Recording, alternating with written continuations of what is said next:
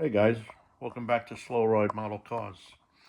This is the car I'm using for the group build of the great screw bottoms put on by George over at Kitchen Table Scale Models. I want to thank him for hosting this.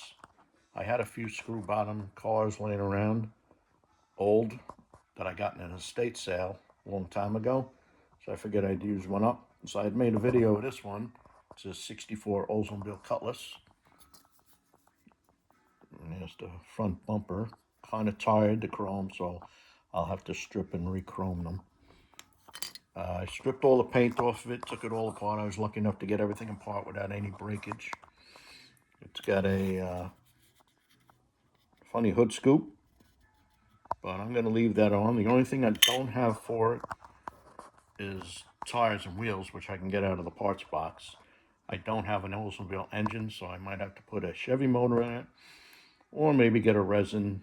Maybe I can get a resin motor for it. I'll see when the time comes.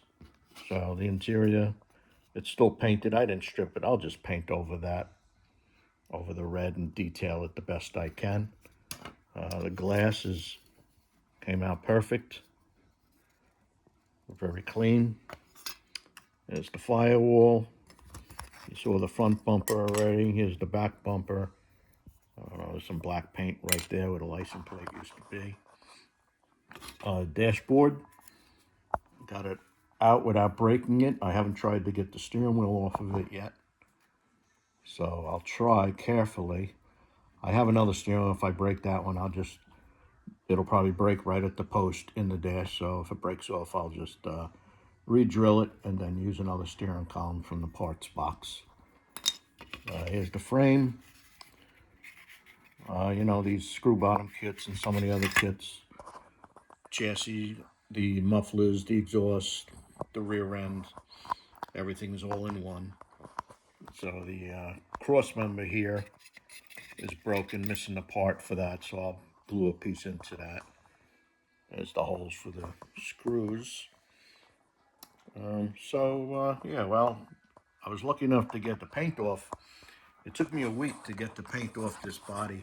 There was 3 coats of paint on it. Who knows what kind of paint it was from whenever it got painted years ago.